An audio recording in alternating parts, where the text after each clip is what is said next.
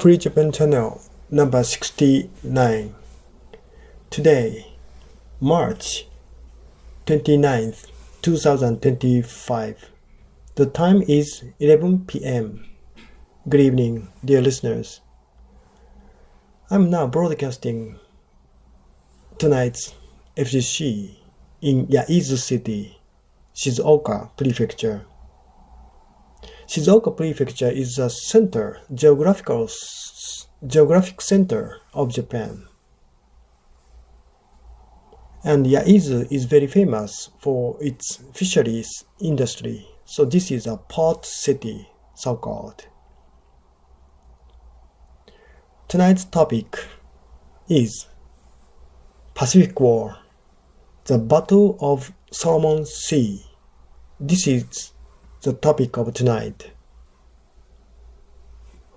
Perhaps you know the Battle of Midway in 1942 in June, where the US Navy defeated Japanese Imperial Navy. This was a very epoch-making victory in Pacific War. Since the attack of Pearl Harbor, Japanese Imperial Army and Navy succeeded in so many military operations, not only in Hawaii, but also in Southeast Asia, Malay, Singapore, Indonesia, and Burma.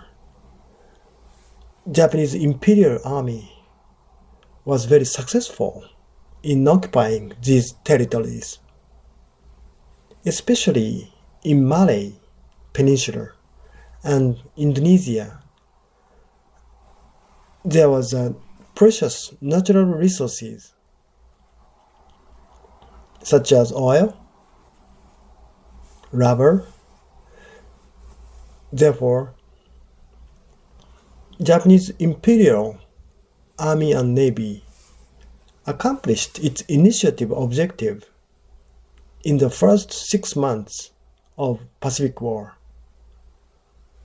However, in June 1942, because of the decoding of Japanese naval code and a very unskillful military operation, Japanese Navy lost 4 aircraft carriers, Akagi, Kaga, Hiryu, Soryu, in the Battle of Midway. From the US point of view, this was a decisive victory and a turning point of Pacific War was this Midway. However, Japanese Imperial Navy had also other aircraft carriers, Sokaku, Shokaku, Zuikaku. In addition to these 2 standard carriers, there were also auxiliary aircraft carriers which were smaller, however, which served as aircraft carriers. And there were so many skillful pilots and airplanes in Japan. Therefore, despite the loss of Midway, Japanese Imperial Navy had still had so much potential in 1942 in summer. The Supreme Admiral of Japanese Navy was Isoroku Yamamoto at that time, and he decided to occupy the Solomon Sea as well as New Guinean islands. The island called Guadalcanal was the island which Yamamoto tried to seize at that time. Japanese Imperial Navy built airfield in Guadalcanal Island, and this was the front line to cut off the contact between the United States and Australia. Yamamoto tried to cut off Australia from the US support at that time. Then the island Guadalcanal was very important from military point of view. Of course, the US Navy noticed that the presence of this airfield in Guadalcanal and US carriers, Hornet, Enterprise, these two carriers went to Guadalcanal to carry more than 20,000 sailors and soldiers to Guadalcanal. There were not so many Japanese soldiers on Guadalcanal. They only built airfield. So Japanese people on Guadalcanal consisted of mainly the builders, so-called builders, not systematic soldiers, builders of aircraft, builders of airfield, builders of other military facilities. Then the US carried more than 20,000 people on Guadalcanal. Then Japanese people had no choice but to escape from the enemy, relinquishing airfield. The US could get the airfield of Guadalcanal without any trouble, which was built by Japanese Navy. And then the Battle of Solomon Sea began between the US and Japan. This Battle of Solomon was really the turning point of Pacific War. Midway, the first turning point, and this Battle of Solomon Sea was the second turning point. Then Japanese defeat was virtually determined here in New Guinean Island. There were several battles in Solomon Sea. At first, Japanese Navy was predominant, so well trained, and the morale of sailors was so high, and they defeated and sunk so many destroyers, cruisers of the US and Australian Navy. However, we should now note that this Solomon Sea battle was really an air battle. Therefore, so many airplanes were thrown into this battle on both sides, US and Japan. Especially Japanese Navy operated so many air raid to the US aircraft carriers. Hornet, and Enterprise. Hornet sank in the process of this Solomon Sea battle.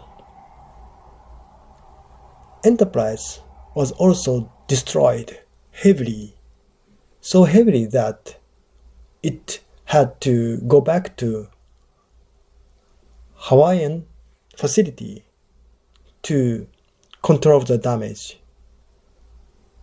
After the war in Solomon Sea, the US couldn't operate naval military operation anymore because it lost all the carriers, aircraft carriers in the Pacific region. However, on the side of Japan, there are so many planes and skillful pilots who were lost during this battle of Solomon Sea. Therefore, although the US couldn't move in this region as a result of the loss of Hornet and damage of Enterprise, the Japanese Navy was also unable to operate freely in this area. In the long run, Japan could not regain the territory of Guadalcanal Island. We had to say that Japan lost the Battle of Guadalcanal in 1942 and 1943. So in February 1943, Japanese army withdrew from this island. Altogether, more than 30,000 soldiers were sent to the island Guadalcanal, and only half of them could come back to Japan, surviving the battle. The rest, 15,000 people, died in the jungle of Guadalcanal, and most of them died not from the battle, military battle, but from disease, from malnutrition, so lack of food. Therefore, the control system and logistics of Japanese Navy and Army was so deficient that the soldiers and sailors suffered from the lack of materials in the front line. The Battle of Solomon Sea, as well as the Battle of Guadalcanal, was the symbol of Pacific War because this battle symbolized the shortcomings of Japanese imperial force. Japanese imperial force didn't appreciate the importance of each soldier's life. They didn't cherish soldier's life, and logistics was ignored.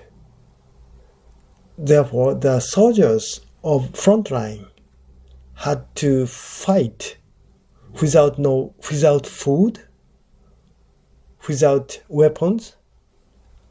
Only spiritualism, Japanese spirit should overcome the American Yankee spirit.